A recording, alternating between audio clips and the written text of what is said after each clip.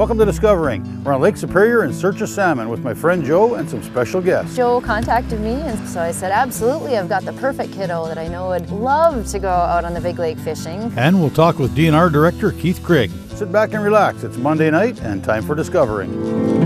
The secret streams that flow beneath the cliffs of colored stone. Forest thick and healthy with birch and pine and oak. Surrounded by the greatest lakes this world has ever known. The black bear's awesome presence as he roams the hills and fields. Call of the timber wolf, the loon's lonesome trill. The eagle soaring high above, the trout lies deep and still. These are what I treasure, the only way I measure feelings that I have for this fine land. There is so much to discover when you're a long-time lover of northern Michigan.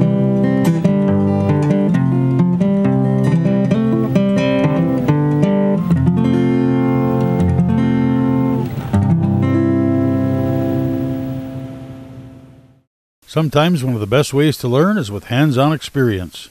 A state-sponsored program called Salmon in the Classroom provides students the opportunity to raise, care for, and maintain salmon in their classroom from fall till spring, culminating with the release of the young fish into a local Great Lakes watershed. Local salmon fisherman Joe Bottesi came up with the idea of treating one of these students, along with their teacher, to a day of fishing on Lake Superior. Taking Salmon in the Classroom program out to try to catch some salmon.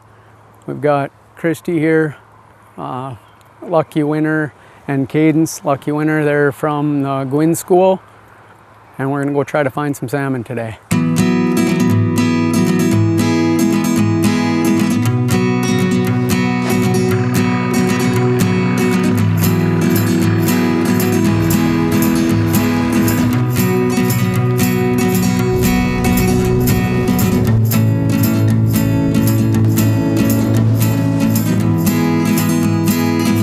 Run a variety of stuff today. We'll run lead core, mono on planer boards, gypsy divers, downriggers, kind of a big variety. Spread out, see what we can find. So I'm letting it out and then see where that knot is, where the clear line meets the colored line. Just let that out, keep letting it out. It's hard to see sometimes when it gets way back there, but you hold your rod up like that and you just keep your eye on that knot. I put my drag on, my clicker, and then I can hear what's going on. And then I set that down. And this one's gonna be on this side, so we'll get a planer board for this side.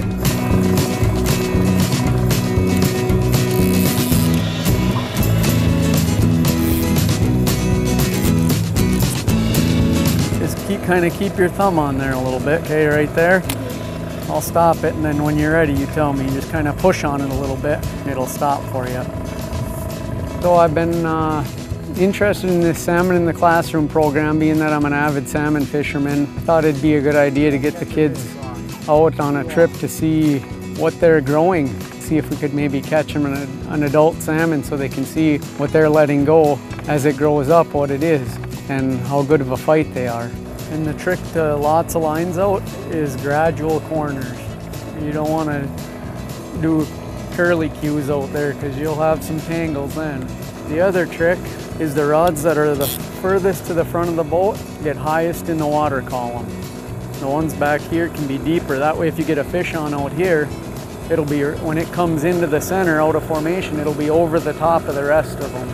Theoretically speaking, the salmon do what they want to do, but generally they'll make it over the top and you won't end up with a tangle.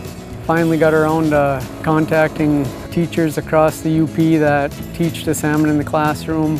Drew out finalists for the trip to go salmon fishing. The lucky winners were teacher Kristy, Gollakner, and Kadence Barrett out of Gwinn School. Took them out here on Lake Superior for a day of fishing. That's music right there.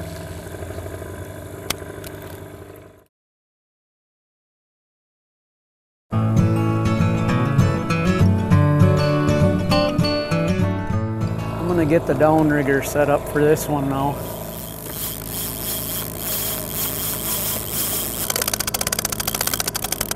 I don't remember how many years ago I started with the salmon. I want to say this is our 6th year, I think, raising salmon in the classroom, and it's an awesome program for kids.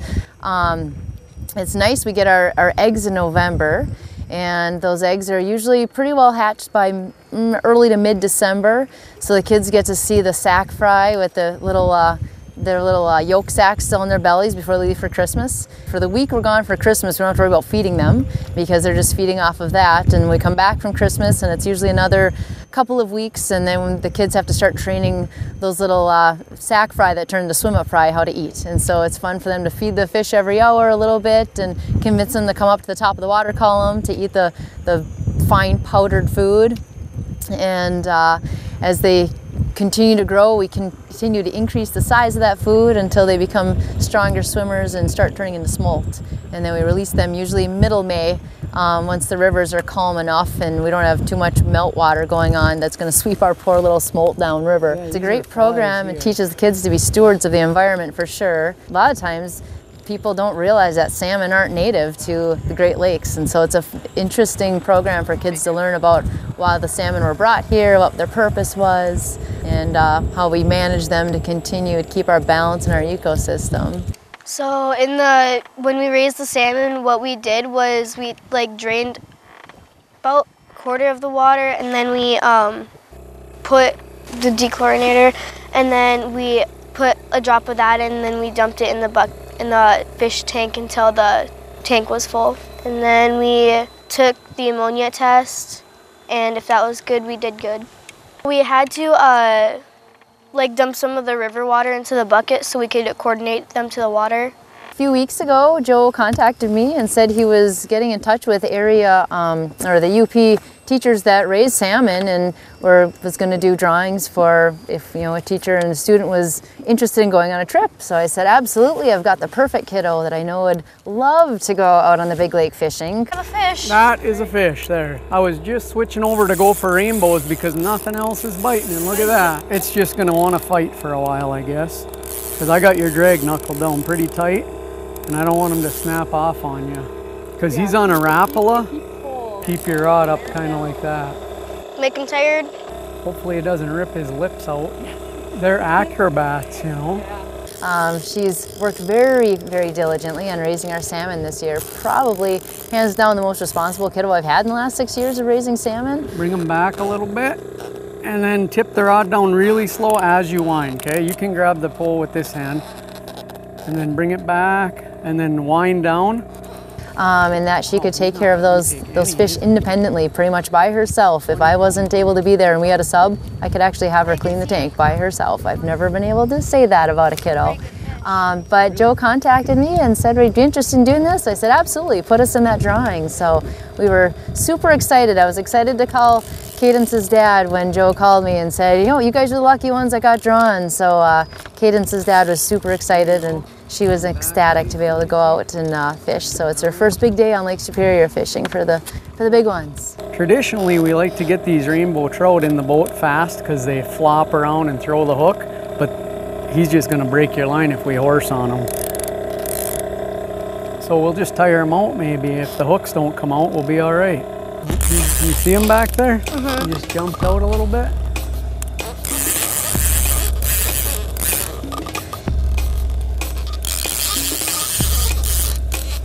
Well, you cut the distance in half.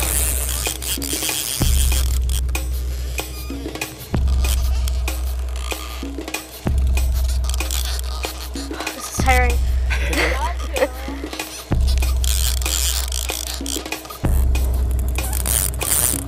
Oh, he's right up at the top. Mm-hmm. He's not wanting to come in now, eh?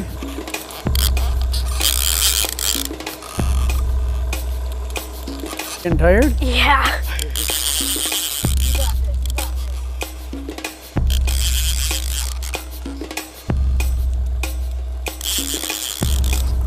Once we get that board off there, it's going to be easier for you.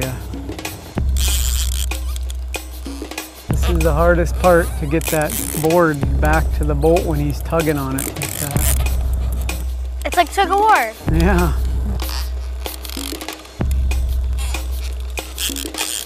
What helps me to fight fish is I stick my tongue out like that.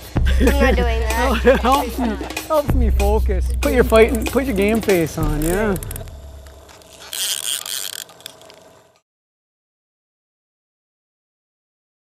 I see it. You see a fish? Huh? Yeah, I saw like the fin. Oh, really? I can feel him tugging now. All right, it's all you now. It's good, like, just keep them coming just like that. I'll scoop them out this corner if I have to. It hurts. It's just cramped now, huh? We got this guy. Yay! That is a nice fish. That is a beautiful rainbow trout. It's a cousin to what you raised. We are so lucky that back hook just pulled out of his mouth. Really? Oh, was that Wow. close? Compared. You got war wounds. Nice job, kiddo. You just caught the prettiest fish in the lake right there. Rainbows are the prettiest. My dad will be happy. Your dad is going to be so excited. See where you had him right in the corner? Mm-hmm. It pulled out right when I netted him. That was close. Wow. Nice job. It held in long enough. Yeah, that's for sure. There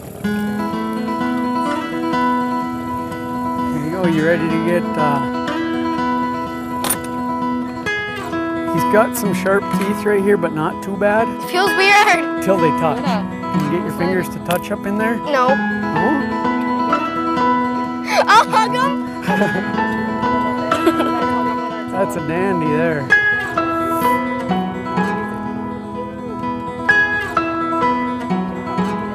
Okay, where can we put him? We'll put him in the cooler. Okay. So the Salmon in the Classroom program is wonderfully sponsored by local chapters of Trout Unlimited. So our classroom is sponsored by the Fred Wara chapter of Trout Unlimited up here.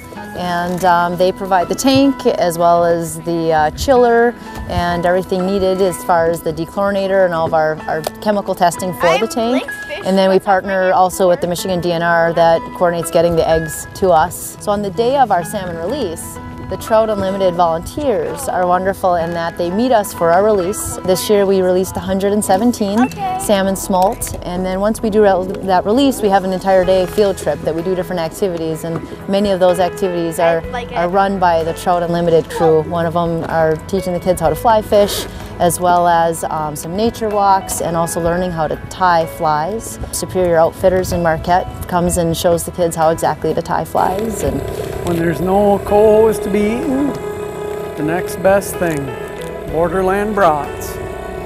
Valley's awesome as far as this program with getting kids interested in the outdoors, I think in multiple ways. One, it teaches them to be, just like I said, stewards of the environment and interested in outdoor activities, but also it's something that I think is majorly missing in their generation right now. They're a little too tied to their electronics, so anything we can do to get them interested in things other than their electronics is awesome. But it's wonderful just having conservation-minded kiddos that are going to be part of that system, that are going to keep our natural resources going, and responsible people that are going to buy fishing license and buy their hunting license if they so choose to do that sport as they grow older, to fund that system. I just want to say thanks to all the Salmon in the Classroom sponsors to make this trip possible. Thanks to 906 Outdoors, Napa Auto Parts, Shirt Tails, Lefebvre Oil, TV6, Borderland Meats, Total Car Care, UPS. And I'd like to thank my wife Jessica for all the help she did on the planning for this. Turned out to be a great day on the water. We're already started planning next year's to make it bigger and better. So we're hoping to get other boats to volunteer their time, get all the teachers and student that excels in the class for a day on the water, and maybe make a day of it with all the boats going out and having a get together at the end. It was a long day, but she had fun, and that's what it's about. Today I really enjoyed it. It was a nice day on the lake, and it was probably one of the best days I've had in a while.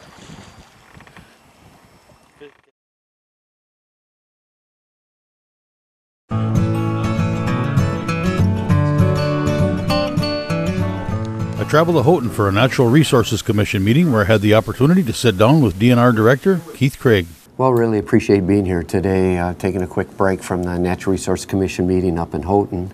And you know, it's really important for the commission to get out and for the department to get out and visit with the stakeholders. And right now they're doing a Michigan State Park Advisory Committee meeting, and that's always good. It talks about our world-class state parks. We're real proud of our parks, and in the UP, it's a great spot to go. And so we have 103 state parks. We're second to California, 1 million camp nights, and it is a great spot to enjoy. But of course, we have some challenges in our state park. Those of you who've been up McLean State Park, you've seen some of the devastation, I'll say, from some of those severe storms coming across Lake Superior and degrading of that beachfront. So we're trying to figure out what's the long-term solution of that. So the first thing I'd say to listeners is enjoy the state parks, buy your rec passport. That's a great way to support natural resources. Best deal in town, $11 gets you into all the state parks and many of the boat launches. And on a more serious note, the other thing we're working on is Porcupine Mountain State Park, and there's some exploration going on there from Highland Copper. And there's a little controversy around that. And I'd remind people that in 1947, when we started the Porkies, we actually bought the surface rights and not the mineral rights. And so in Michigan law, there is a dominance of subsurface rights. However, that doesn't mean that people get to do what they want in the Porkies. So we're working hand in glove to make sure that there's not an insult or impact in the Porkies, and we'll continue to work with the company to make sure they get it right, make sure they follow environmental laws, make sure that they do not degrade the experience in the Porkies, because that's important, and we're working hard at that. The commission meeting today, we're going to talk about deer regs, and of course that's always a passionate issue in the UP. Deer numbers, as many of the people who hunt in the UP know, they were down. We had some severe winters. We have wolf depredation. We have loss of habitat. And so that's an important issue, because come November 15th, we put a lot of people in the UP, and we help drive some of those regional economies. So commission's here, they want to get it right. There's not substantive changes, I'd say, at the deer regs at this point in time. And so we'll hear from the public, and we'll integrate that into the decision-making process. While we're on deer, we have to talk about chronic wasting disease. That's a serious disease. We need to make sure that we pay attention to it. Really got to thank people like Tony Demboski and Al Ettenhofer and UP Whitetails and Upper Peninsula Sportsman Alliance and J.R. Richardson. They've been leaders in this state, not just in the UP, but in this state, starting a dialogue around CWD. And because of the work they did, there was recent legislation passed that talked about prohibiting movement of carcasses from out-of-state hunters. The way we've done it historically was once the disease was confirmed, then the prohibitions would go into place. Well, that's like shutting the door after a horse is out of the barn. So based upon their good work and their visibility, and we need to keep CWD out of the UP. And we need to manage it appropriately and try to get ahead of it in the Lower Peninsula, and we're doing that. But we need to raise awareness. It really starts with sportsmen and women in the state, and we appreciate your cooperation around that issue. We will have a high-end scientific CWD symposium in October of this year. We'll bring in the best scientists from around the country and around the world, and we'll make sure that we implement those practices that are appropriate to help reduce and mitigate that. So while we're on deer and CWD, let's talk wolves for just a minute. So in April, I believe it's in Wyoming, court case, delisted wolves. We'll continue to work both with our congressional delegation and some of our friends across the Great Lakes region to see if we can't delist wolves. As many of your viewers know, in 2014 there was a court case, took wolf management out of the DNR, out of the state hands. We find that unacceptable. We think that we need to manage wolves, we need to manage them responsibly, and we need to make sure we provide tools to those either residents or hunters. And so we'll see what we can do to continue to move that ahead.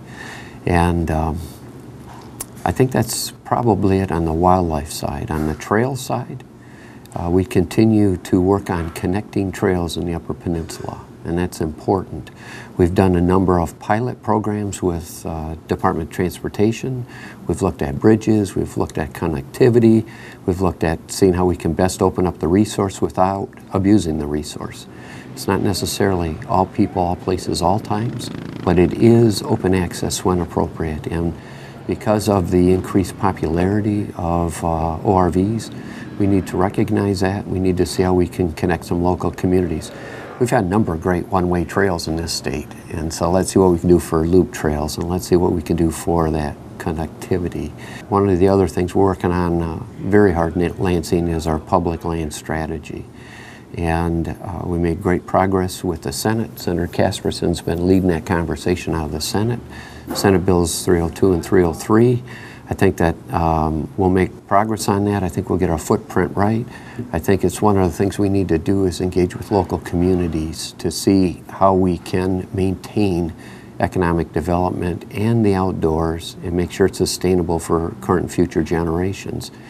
And to that point, yesterday I spent the day before the House Appropriations Committee testifying in opposition of Senate Bill 76 and Senate Bill 280. And that was really amendments to the trust fund. So Michigan Natural Resources Trust Fund, established in 1976, has 40 years of history that has funded a number of projects around the state and many in the Upper Peninsula, about $70 million. And if you access many of the great resources, it's been through some trust fund acquired acquisitions. And with trust fund, if we acquire it, we do pay full property tax, full assessment. About 85% of those are actually local projects, not state projects. And so we need to make sure we get the funding and expenditures on the trust fund right for both, as I say, current and future generations, because it comes out of oil, gas, mineral revenue, and those are non-renewable resources. And so we need to make sure that our investment strategies are thoughtful and deliberative. So that's really it between the meetings, but it's a great time to talk about natural resources. Summer's coming. Get out and enjoy the resource. Thanks. Well, that's it for tonight. If you'd like to keep tabs on what's coming up on Discovering or see where we've been, go to 906outdoors.com. Thanks for watching, and we'll see you next week right here on Discovering.